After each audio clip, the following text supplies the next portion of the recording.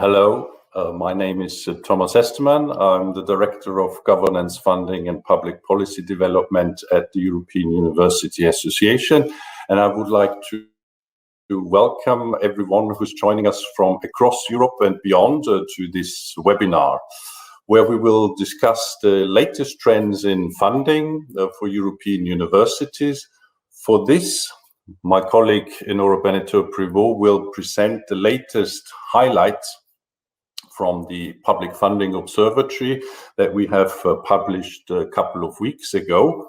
And after this, we will discuss with three representatives from universities what they see as the main challenges and also opportunities for funding of universities in the next decade. We will also discuss how to better align funding systems. We will discuss synergies and how this could become a reality. So what we need to do in this respect. 1 hour will be relatively short time to do all of this. So please also use the chat function to share your views, the Q&A section to pose questions, and also use the Twitter handle of EUA, where we will then share your messages as well. The Public Funding Observatory is one of EUA's flagship tools where we collect data towards funding towards universities in 30 higher education systems. We do this together with our national rectors conferences. And in 2019, we celebrated the 10th year anniversary of this. And we have usually a longitudinal data set and also the latest years that we show. So if you're interested in more details, also the national system sheets, then please go to our website and the tool, and you can find really a lot of valuable information in there. This year's Public Funding Observatory has two specific features.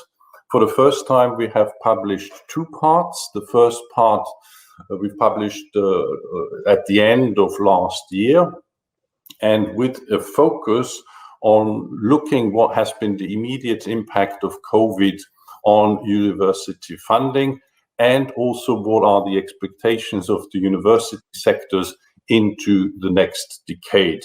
And this was marked by quite some insecurity about the future, and as well as concerns about potential funding cuts coming through an economic crisis in the next years. So we also want to get your feedback and your views on this aspect. So what you think on the development in the future in the next decade. And for this, we will bring up a short poll. Can I ask? Yes, it's already there. So really to see, you can click on the four options. Do you expect public funding to universities to go up in the next decade? Do you think it's going to be stable, down, or do you think it's too difficult to evaluate? Then you would click, I do not know. So please bring this up, and let's see where we're gonna have some questions. This is really to see a little bit, to take the temperature where participants feel funding will go into the next decade. I can see there's most say stable, and down is sort of equal. Up is more the exception.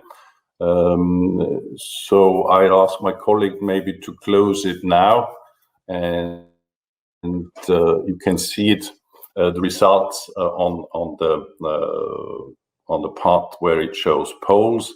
So 37% think it's stable, 31% think it goes down, and 18% up. So I think the optimism is there, but already that it's stable is something that's quite interesting to see. Good. The 2021 Public Funding Observatory edition has another special feature where we zoom in on European funding, obviously following the start of the new programs, Horizon Europe, Erasmus+, but also structural funds important for universities. And We've also added a zoom in on the recovery package known under Next Generation EU, which is in addition to the seventh year budget of the EU. And in that respect, we want to also have your views, what you think about this recovery package. So can I ask my colleague to bring this up?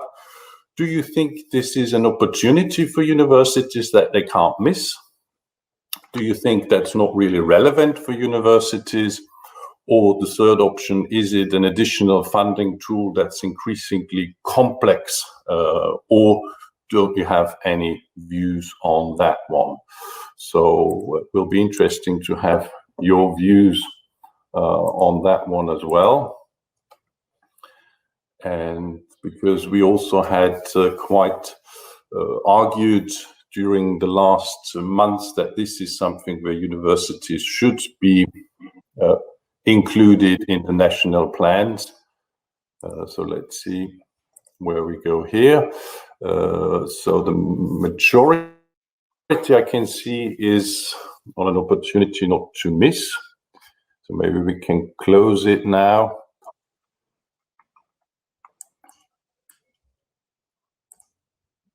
And let's see what the results are. Okay, if we close the voting now, we will see it again in the closed section. And the majority, well, 39% say it's an opportunity not to miss, and 34% an additional funding option, and only 4 think it's not relevant. So that's quite interesting also to see for our discussion. Well, the last point we want to explore are then how better synergies can make the overall funding more efficient. This is something we believe that a better alignment on funding schemes will actually help to make more out of the funding, which is in any case, be it at the European level or national level, in most cases, not enough. So with this short introduction and with these 2 polls to set the start of this webinar, I'll hand over to my colleague Enora, who has been at the core of the Public Funding Observatory 2020-21, and she will share with us some highlights of the Public Funding Observatory. So over to you, Enora. Thank you, Thomas, and good afternoon, everyone, and good morning for those of us that are actually a bit further out than Europe. I will present now just really some main findings of the observatory of this year. All of the information is available in the various material that we have available on the website. What the observatory does is compare every year's funding to universities to a given starting year, which is 2008, which we use as a benchmark because it was the year before the economic crisis hit the higher education system in Europe. We, of course, correct for inflation, and then we take stock of the situation. So the first map you see here compares 2008 public funding to universities to 2019 public funding to universities. The darkest green shows the countries where investment is higher by 20% or more than in 2008. The light green shows those that have invested between 5 and 20% more than in 2008. And then down from there, you see where there has been stagnation or actual cuts to the system.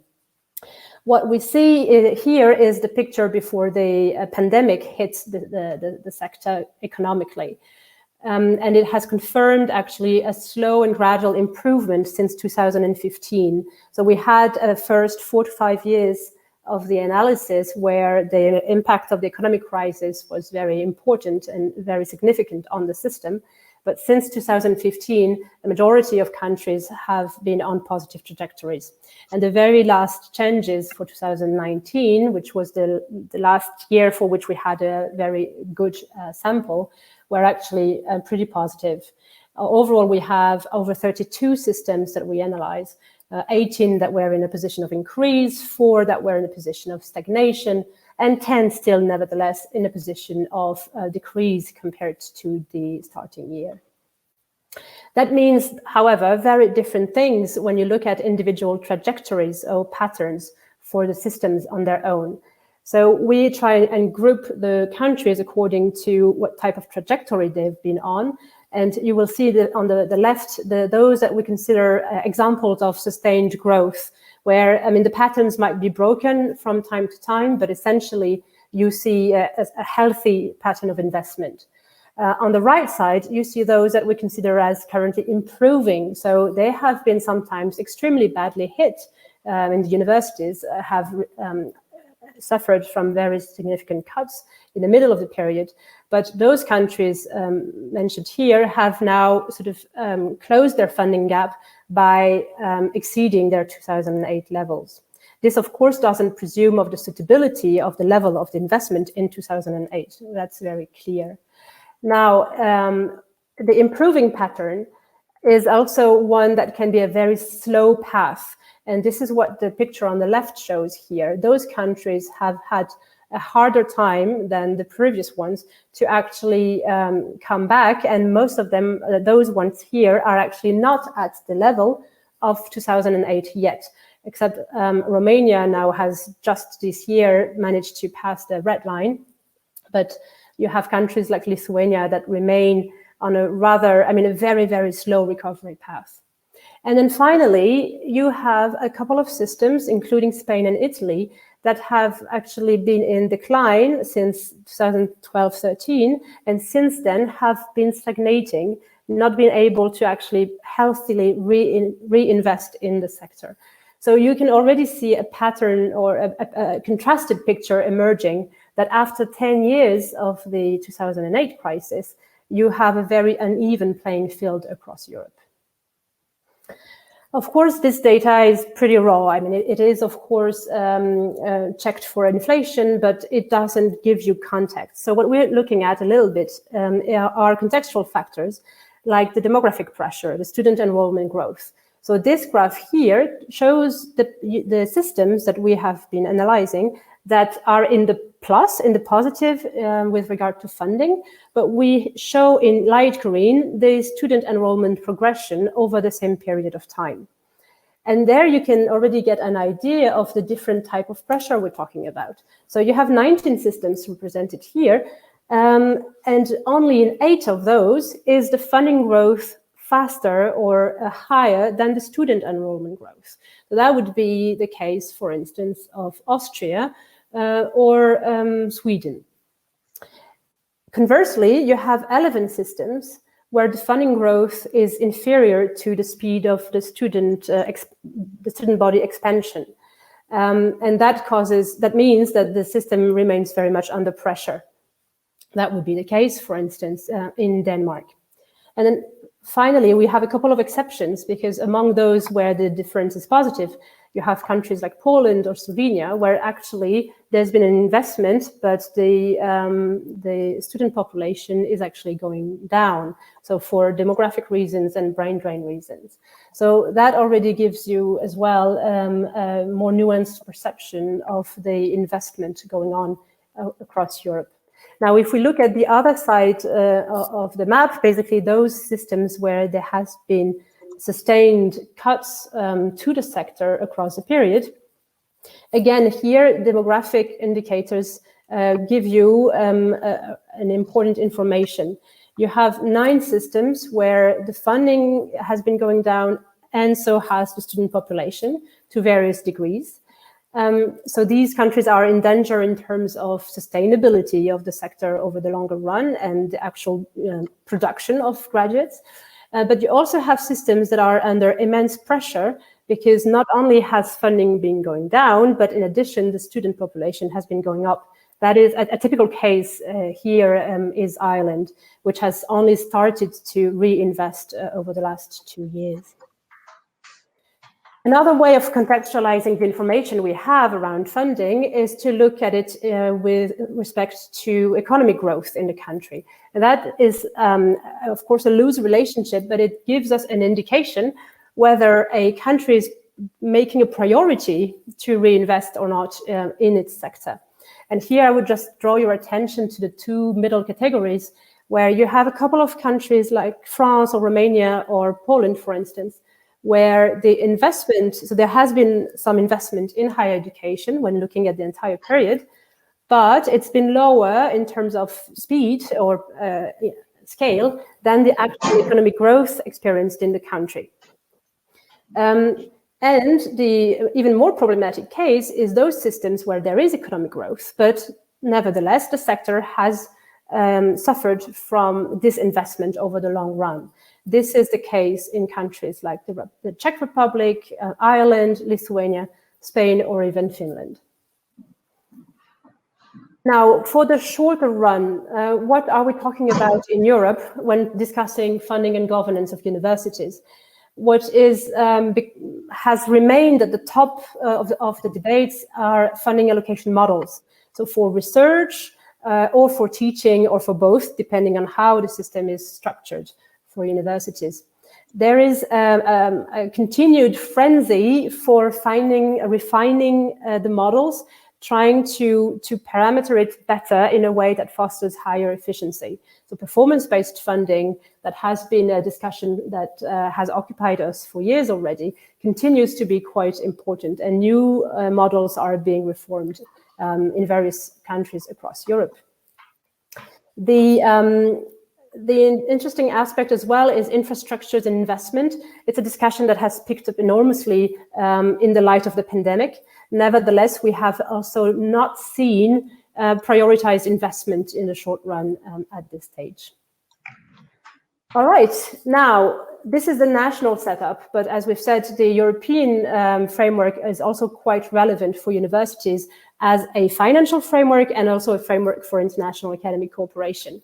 As Thomas mentioned, this new generation of programs that is starting now in 2021 is unique because not only do we have a budget, the usual financial tool at the EU level, but we also have this next generation EU package. And that brings in a much bigger pie and new opportunities for universities. On the classical side, with Horizon Europe and Erasmus+, which are important programs for universities, what is important to know is that Horizon Europe is higher than what we had before with Horizon 2020. We have campaigned as a sector very much towards that result. Nevertheless, the increase will not be enough to strategically address the issue of low success rates. On Erasmus+, we have a significant increase as well with new opportunities, notably towards digital and greening, even in the field of higher education.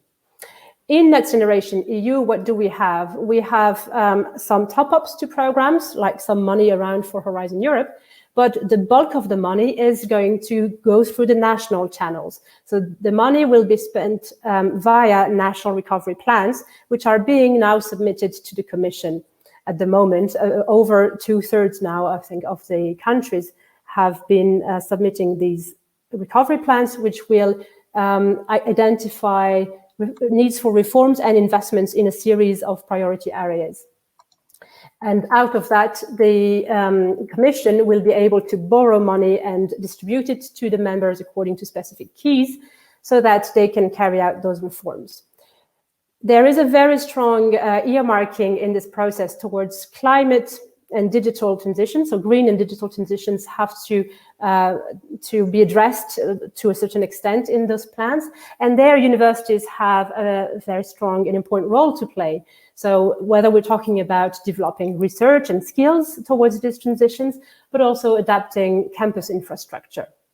So there, the universities and the national university associations have been active in promoting as well their perspective, because we as a sector are an integral part to the long-term sustainability and recovery of Europe post-pandemic.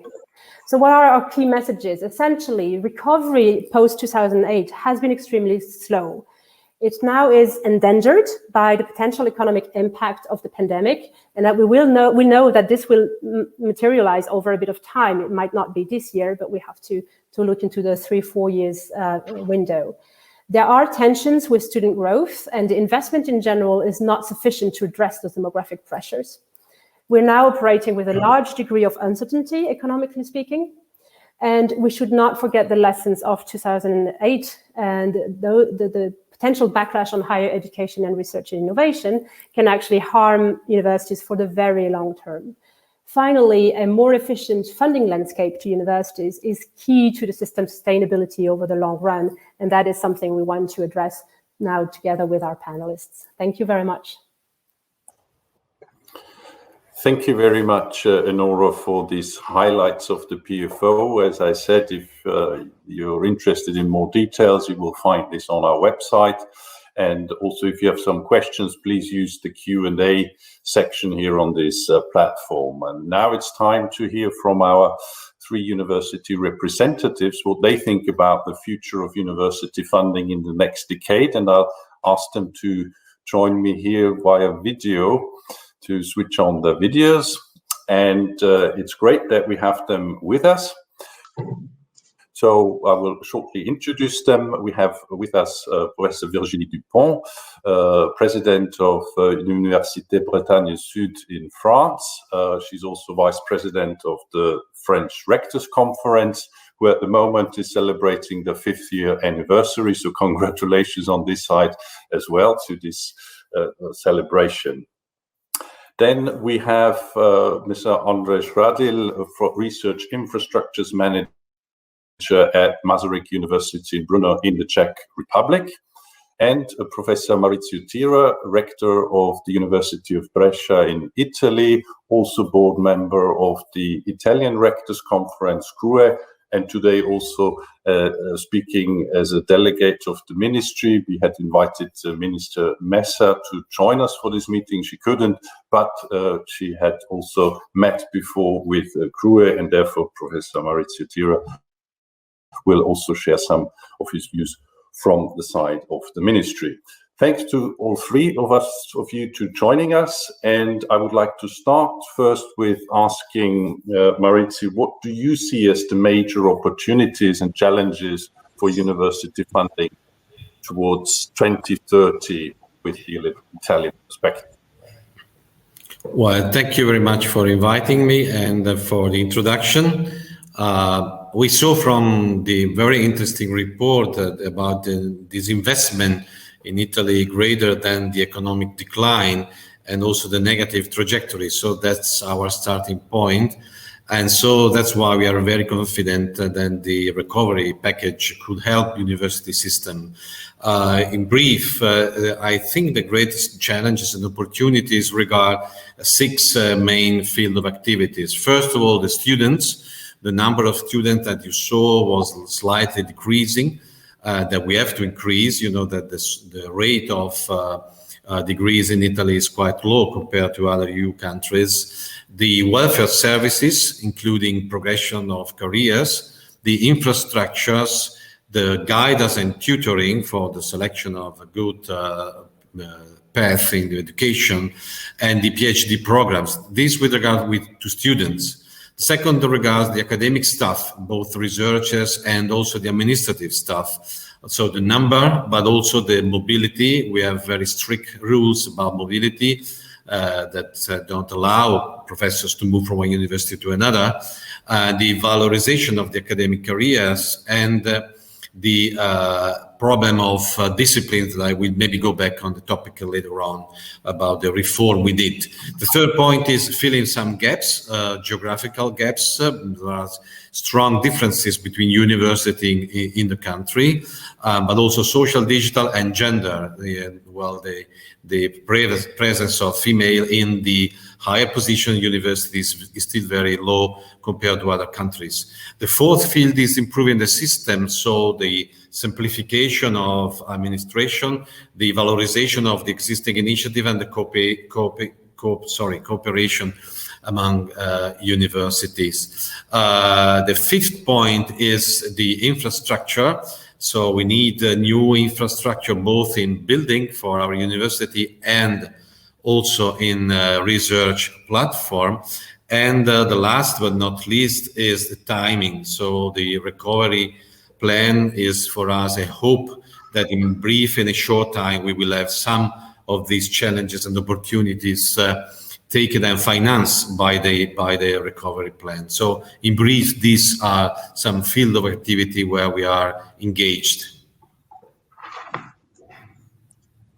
Thank you very much. I think that really gives a very distinct overview of the challenges that many others will face as well. And maybe we can hear now from France, what are the challenges and opportunities? Virginie, could you share this with us? Thank you too for the invitation. I would like to remind the audience a few figures. The consolidated budget of universities is about 13 billion euros, 82% of which are allocated by the states, while 18% come from the institution on activity-based resources.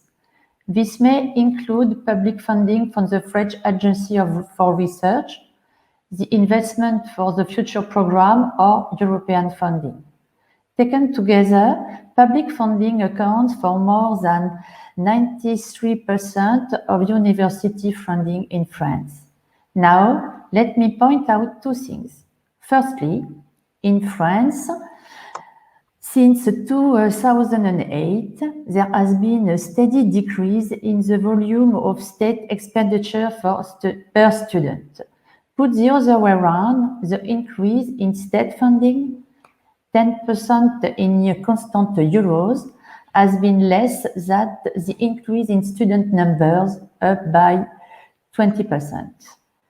This increase in student enrollment will continue so that by 2030, there will be nearly 150,000 more students. This is roughly the equivalent of, for universities, the size of Université Côte d'Azur. How will such an increase be funded? Secondly, in France, the share of project-based funding is becoming increasingly important, for instance, with the Investment for Future program, while block funding remains stable. Besides, this is a trend that will continue in the future, especially with research funding. As to European funding, it still weighs very little in the budget of universities, only around 1%. Thank you. Thank you very much, Virginie. And I think that already pointed to some of the challenges that Enora also pointed out that other countries face as well, with the student increase and the budget not keeping up. So this really confirms this is a challenge for many systems. Thank you very much for sharing this. And finally, Andrej, what are the challenges and opportunities in the Czech Republic next decade? Good afternoon, everyone. I will focus more on the research role of universities than the previous speakers who spoke mostly about the educational role of universities. And in terms of, I would like to start with the opportunities, because I would like to be positive. And definitely, as Enora mentioned already, there are new funding streams, especially on the EU level, with the new funding period starting this year, which creates a lot of expectation, optimism. But at the same time, we are seeing delays in publishing the calls. We are unsure about the exact rules of these new funding streams, and I think that creates uncertainties, not only within universities, but in general within society. Further opportunity that I see is, well, with all the COVID pandemics, I think there's a lot of processes and people are much more responsive towards change, which creates a lot of opportunities in terms of universities trying to find new solutions to let's say, old challenges that have been there. And these solutions could be much easily absorbed and accepted by different stakeholders. And definitely, speaking about research, I think science and research and development showed that, well, universities and other research stakeholders do have a role to play. And it's, in my view, starting to be recognized more and more, but it's not sufficiently being translated into the actual funding decisions. In terms of the challenges, I would definitely say there's a lot of uncertainty all over the place, not only in the Czech Republic. And there's definitely quite a big pressure on public finances. Again, a big trend. And the question is, what will be the political choices in the different countries? Will the choice be to invest more into the future generation and research or not? Okay, thank you very much, Andre. So I think this is also probably already one of the messages that we can come clearly out. It will be a choice to be made, and we need to make clear messages towards those who make these choices, is that investment in universities is the right choice. Now, let's explore a little bit the recovery package that we've already talked about. Maurizio, Italy is one of the systems where they have already sent a final national plan on where they want to invest the money in this recovery package. And can you tell us a little bit how the university sector in Italy is involved in this, and how do you see opportunities for universities as well in this recovery package, and maybe also some challenges? Yes, well, the part of the recovery plan that regards in general the education is 30 billion. Half of them is for university system. There are other resources from the government that were anyway allocated, but we, as was the answer in the pool, we are very confident that this investment of the recovery fund will really change the situation. If you consider that 15 billion, that is the part for university, is almost the double of what is the national annual budget for from the ministry to the university. So this is very important. The main field of expenditure are the people.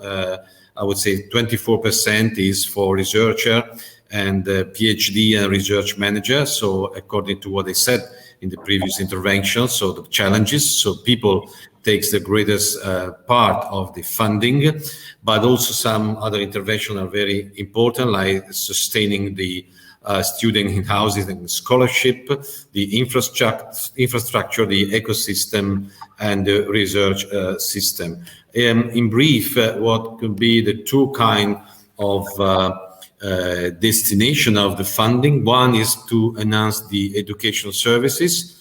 So we need also to review and innovate the education system, also according to the reflection that we aroused by the pandemic. To promote the access to university coherently, what I said is one of our big challenge, and strengthen the orientation and the speed up into transition to the labor market. And the third is to reform the PhD. We have a number of PhDs every year that is lower than the average in Europe.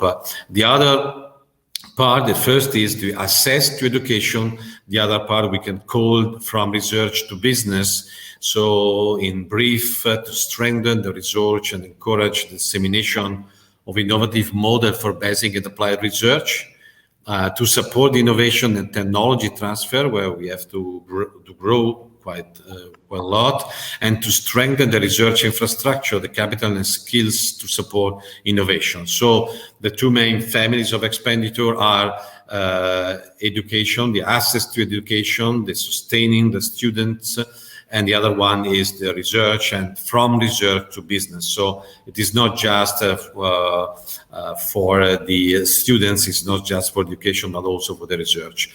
As I said, the challenge for us is really great because of the situation we are. I think that the recovery fund will be very important. There was a question in the chat, why should invest this money, whereas the policies should put the money anyway. Well, that's true, but given the situation, we are very hoping that this money could be a lever of other investment in the future, stable investment from our government. Thank you very much, Maurizio. I think that shows that Italy is a very good example that maybe others can look at well, and how to use that money. And thanks also for answering already the question in the chat, as showing this as a lever for further investment. I think in France, this is also something that has been discussed intensely together with the university sector, and we know that CPU had quite a strong role in that. So we're very interested also to hear from you, Virginie, to show a little bit if there are good examples also from France in relation to the recovery package. Yes, in France, yes, it is very difficult to accurately identify the amount of funding that will go to universities under the French recovery plan, which is worth 750 billion euros. According to figures from the Ministry for Higher Education and Research, 6.5 billion euros have been earmarked for actions in higher education and research. However, I want to emphasize that there is one type of funding that has been granted to university under the recovery plan as part of the energy renovation of public buildings. For several years, CPU has been stressing the need for a greener and energy-saving transformation plan for university buildings, most of which are aging and no longer fit for the energy transitions. This is a growing concern among students, higher education and research staff, as well as presidents and their teams. CPU has calculated that over 4 billion euros will be needed to renovate universities. The real estate assets of universities represent a very important part of the state legacy. As part of the French recovery plan, a call for project worth 2.7 billion euros was specifically geared towards the energy renovation of public buildings. The higher education and research sector has been granted about half of the sum, with 700 million euros for universities alone. Technically speaking, the actions will range from the installation of carpentry or facade, the renovation of heating facilities, ventilation and air conditioning, the installation of charging stations for electric cars, etc. Also, the projects are varied, all aim at significantly improving the energy performance of the institutions, but under one condition. The transformation will be implemented quickly, because the recovery plan is limited to the years for 2021 to 2023. This first step has been welcomed by CPU. For the universities that have opted this funding, this is really a blessing, because the energy savings that will be achieved will allow a balancing of university budget, which is, as I said earlier, very difficult to balance. Thank you very much, Virginie. And I think that shows as well that already the challenge is that it needs to be spent within a very short time. So for infrastructure projects, obviously, you already need to have some plans in the pipeline to make use of that. But if that's the case, then actually it can really support and help.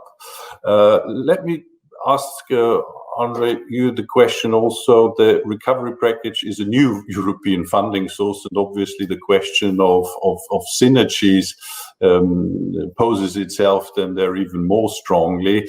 Where do you see the biggest potential for better alignment of funding sources and synergies, both at European level and also with the national level? Yeah, thank you, Thomas, for this question. Maybe let me start with saying what the synergies are and what kind of synergies I will be having in mind, because everybody is synergizing with everybody in different ways. But what I will be speaking about is basically for university, which has a clear goal, or it can be even a region, be it digital transition, being it the environmental green transition of the city, university, or university buildings. And for that, there's a number of ways how to fund all these activities, which will be split into different small-scale projects. And in there, of course, let's say each of the funding streams does have its priorities. Well, you can fund this, but not that. And each funding stream has its, let's say, small technical nitty-gritty details. And one need to look how these funding streams can be integrated, because as a universities, we are basically the final beneficiaries of different streams of funding, be it from, let's say, local, regional, national, or European, or even international levels. And we need to make sense out of all these. And if this is successful, it will make much bigger impact. And also, in purely technical terms, if there's better alignment, we can, with the same money, we can do much more.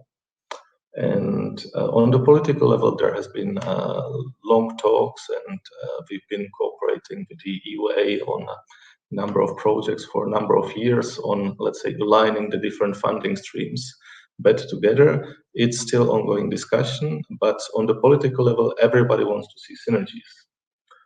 At the end of the day, it's very technical discussion with a lot of devils which are hidden in the details of the different funding streams. And just to give you an example of how these can be combined, Enora mentioned at the beginning Horizon Europe. Within Horizon Europe, you have Marie Curie fellowships, which is great for mobility of researchers of different degree of seniority, from the very young ones to more senior ones. And well, one can say from the Czech Republic, there's very few applications. On the other hand, other countries can say there's great competition and the success rate is too small. So let's fund those who get good evaluations on the EU level from either the national funding or even from EU structural funds or even from the Recovery and Resilience Facility. It would be to the benefit of, I think, everyone. A similar example could be within Horizon Europe, which is the biggest centralized Brussels-based funding instrument. There's the widening part and the teaming for excellence projects, where there are typically two parts. On one hand, the European Commission is investing money into sort of the soft activities.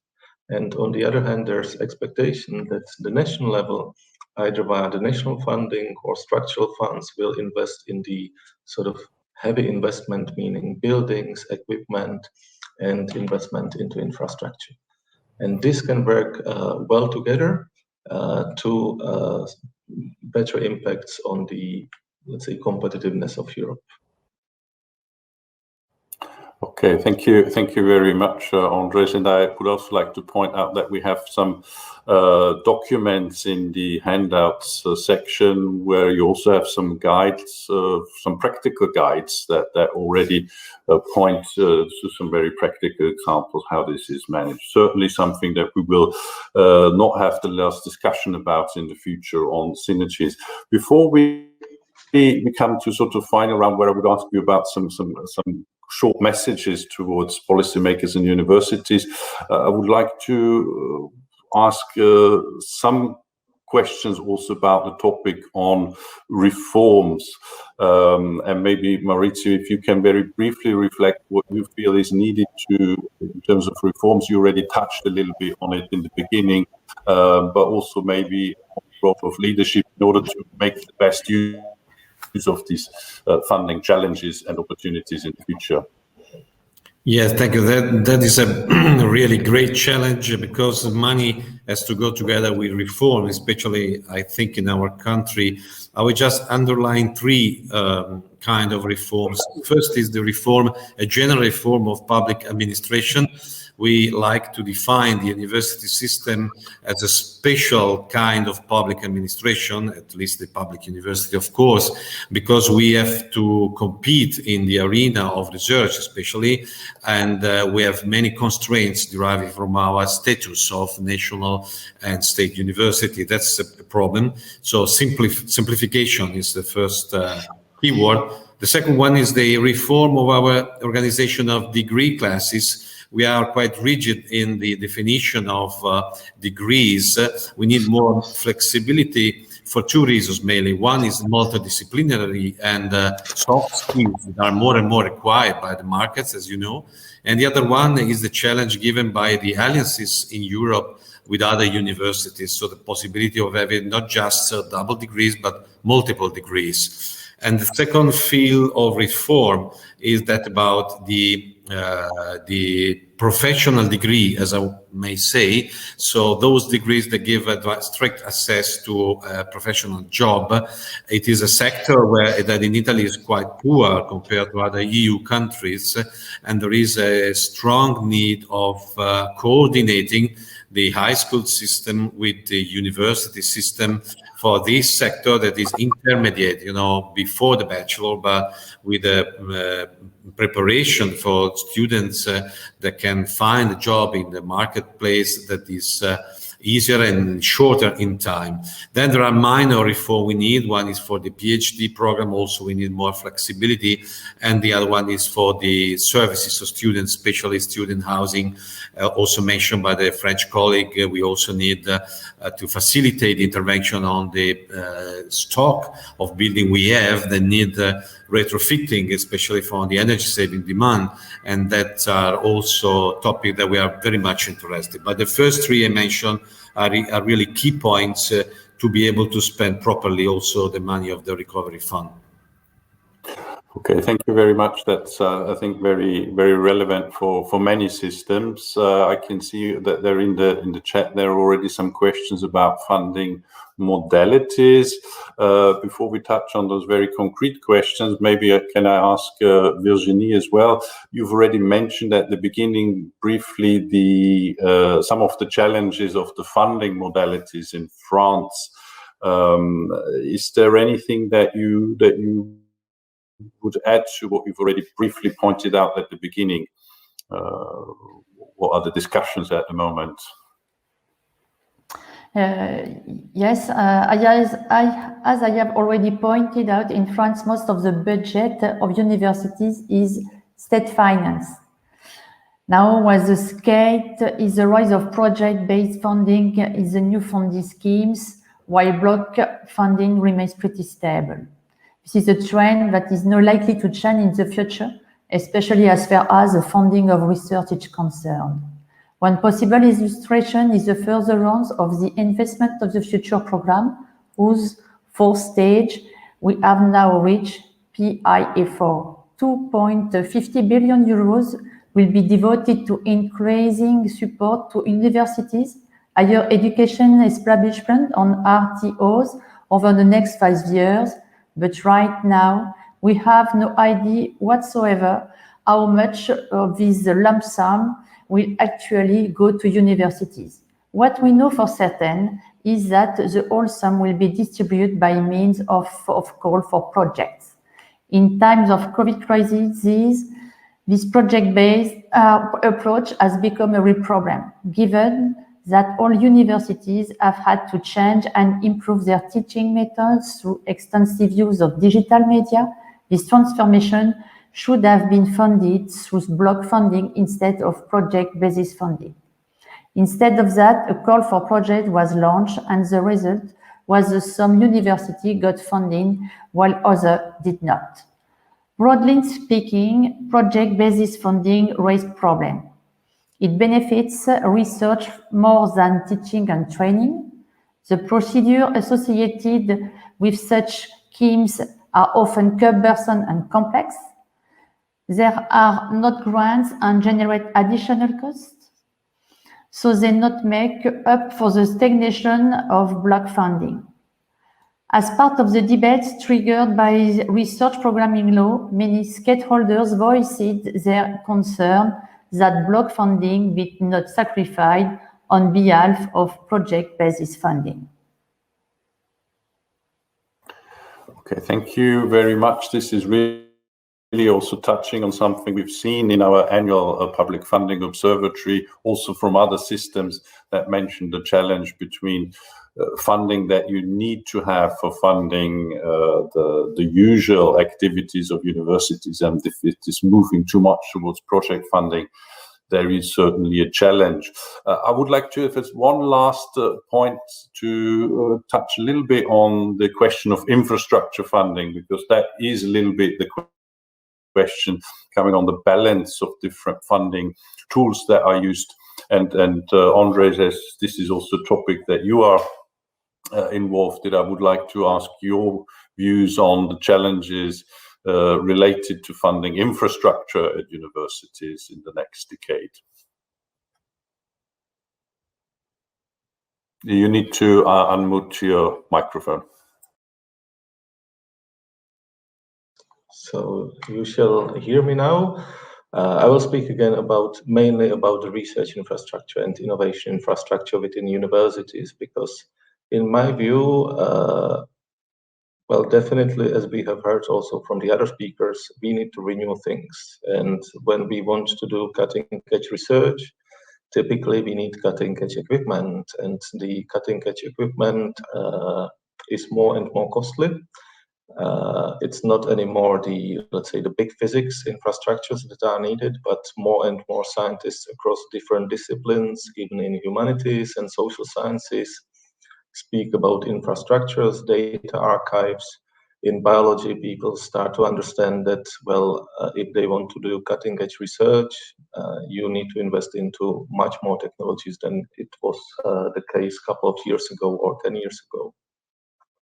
And this creates definitely a big strain on funding. And I think universities have to make smart choices. What we started to do at Maastricht University this year, we started to formulate a research infrastructure strategy.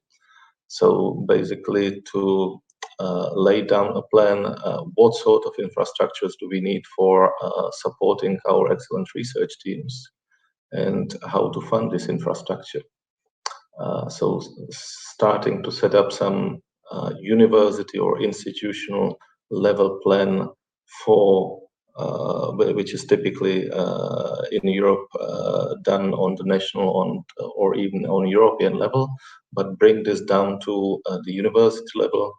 Think about smart choices in terms of sharing the different equipment between faculties, between departments, between university, but in many cases, there are more universities within a single city. So even, let's say, discussing with the other stakeholders, being it universities, research institutes, or the city or the region, how to better share the resources that we have, not only in terms of funding, but also in terms of infrastructure. Okay, thank you very much. I think that shows again that it requires a lot of dialogue with the different actors to use the best of all the resources. We have about 5 minutes left, and that means we have to combine a little bit the concluding messages and the questions. I just want to pose maybe one question that has been coming up in the chat as well, is a strong look in the future towards sustainability issues. And the question is, will this impact funding needs and the availability of funding resources for this purpose? So I don't know if anyone of the panelists wants to have a very short. If I may say, I can answer to both questions. So the other one was, why don't you use also the national funding and not just the recovery fund? Well, in the case of Italy, this is a little sign of hope, but we recently had finance for the building, retrofitting and renovation. And in 2 years, we will have from our government 1 billion more or less money whereas in the recovery fund, 1.5 billion is devoted to infrastructure. So in this case, there has been recently an investment of our government apart from the recovery plan that is quite significant.